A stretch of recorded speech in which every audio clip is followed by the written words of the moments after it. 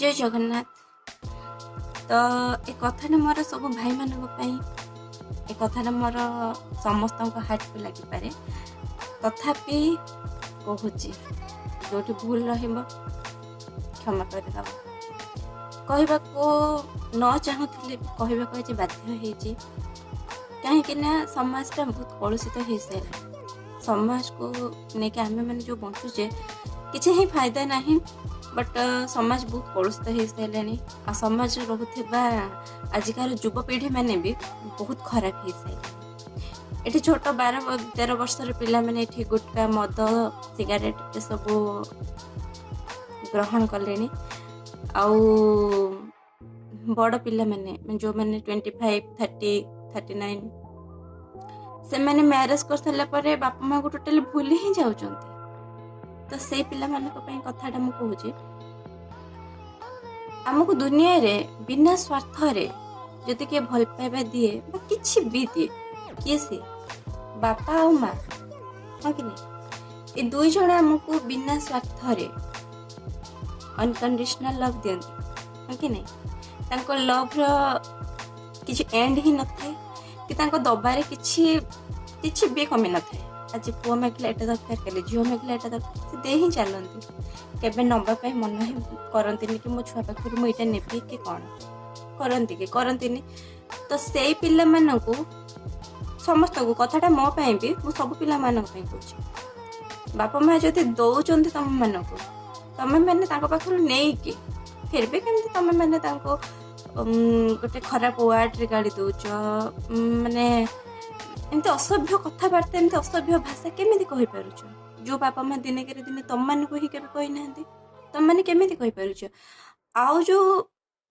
किछि पिला अछंती तांको स्त्री मान को से माने एते भल पाउचंती आ स्त्री कहि दब तम माँ मते एमती कहिले तम बापा मते एमती कहिले मते अलगा कोठी घर भड़ा नेगी नियो अरे निजे सेतिके निज माइंड को स्टेबल रख जो बापा माँ मते 25-30 वर्षर करिसंती तते जदि मो स्त्री को जदि पदी किछि कहिदेले से तो पिटी मारी पके नाहंती मारी देइचंती कि जीवन मारी तो देई नाहंती पदी किछि जदि भूल भटकारे कहि देइचंती देन असुविधा कोठी किछि असुविधा ही नहीं तो से पिला माने कोन करचंती स्त्री आसी कहला माने स्त्री को सांगे सांगे नेकी घर नेकी पळौचंती बापा माटी हैरान होचंती जेहेतु एते कष्ट करके से पुओ को बड़ मनीष करथिले तांकर हाँ तमे मैंने जो कहब कि बापा एटा स्वार्थ रखी थे कि पुओ बड़ हेले ताको पैसा दब नाही रे पागल से माने स्वार्थ रखी नथंते सेटा से माने चाहते कि आम छुआ सेतिकी टैलेंटेड हो सेतिकी रोजगार क्षम हो जेमती कि से ता निज संसार निज परिवार से निजे चलै परिबो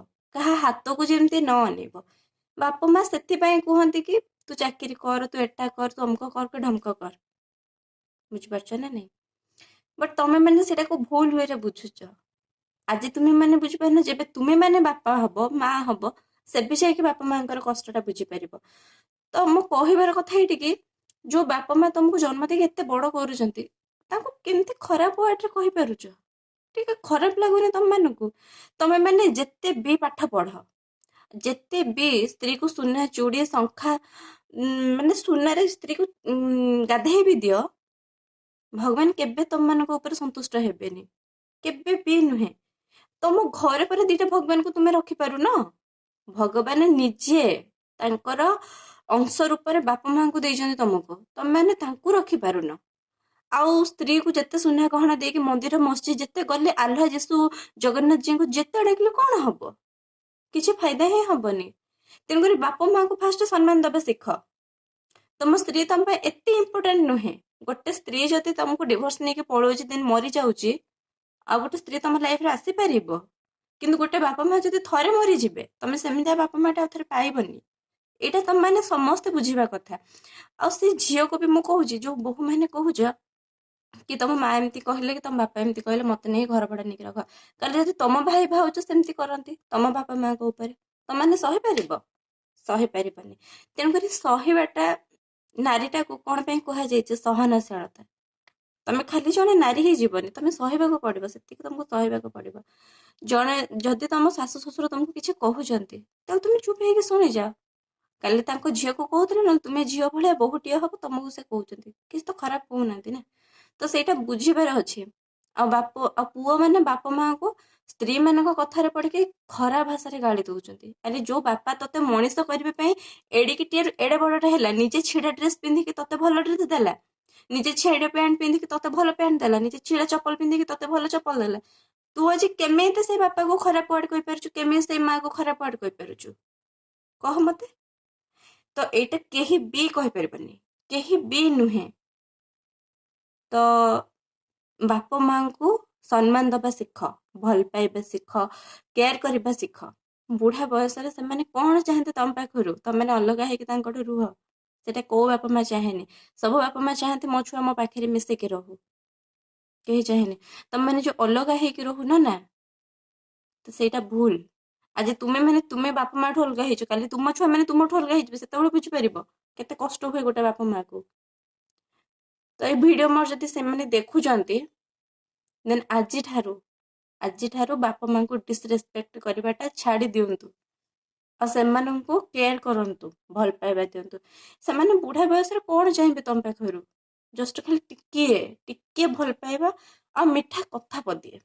ତମେ ମାନେ ଖାଇବ ଶାଗ ପଖାଳ, ବାପା ମାଙ୍କୁ ବି ଦିଅ ଶାଗ ପଖାଳ। ଯଦି ହୃଦୟର ସହ ସେ ଶାଗ ପଖାଳଟା ଦଉଥିବ, ଯଦି ମନର ସହିତ ଦଉଥିବ, ବାପା ମା ସେଟାକୁ ହସି ହସି ଗ୍ରହଣ କରିବେ। ଆଉ ଯଦି ମନ ଭିତରେ ବହେ ରାଗ ରଖିଥିବ, ବହେ ଘୃଣା ରଖିଥିବ, ଏସବୁ ରଖିଥିବ, ବାପା ମାଙ୍କୁ ତୁମେ ଯେତେ ଚିକେନ ଭାତ ଦିଅ, ବାପା ମା ସନ୍ତୁଷ୍ଟ ହେବେନି ରେ। କାହିଁକି ଏମିତି ହଉଛ? ବଦଳି ଯାଅ, ନିଜେ ବଦଳି ଯାଅ, ନିଜ ସମାଜକୁ ବଦଳାଇ ଦିଅ। ତମେ ମାନେ ଯଦି ନିଜେ ନ ବଦଳିବ, ନିଜ ସମାଜ କେବେ ବି ବଦଳିବନି। ହଁ, ଆଉ କିଛି ପିଲା କହିବେ ଆମେ ବାପା ମାଙ୍କ ଋଣ ସୁଝି ଦଉଛୁ। ବାପା ମାଙ୍କ ଋଣ ଆଜି ଯାଇ କେହି କେବେ ସୁଝି ନାହାନ୍ତି।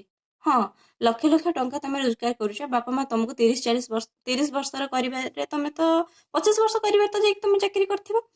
ସେ ଯୋଉ 25 ବର୍ଷ କି 30 ବର୍ଷ ଯାକେ ସେମାନେ ଯୋଉ ତମକୁ ପାଳି ପୋଷିକି ଏଡୁଟିଏରୁ ଏଡେ ବଟେ କରିଛନ୍ତି, ତମମାନଙ୍କ ପଛରେ ତମେ କହିବ ଆମ ପଛରେ 6-7 ଲକ୍ଷ କି 20-12 ଲକ୍ଷ 25 ଲକ୍ଷ 50 ଲକ୍ଷ ଯେତେ ବି ହଉ, ଆମ ପଛରେ ସେମାନେ ଖର୍ଚ୍ଚ କରିଛନ୍ତି, ଆମେ ତାଙ୍କୁ ସୁଝି ଦେଇଛୁ।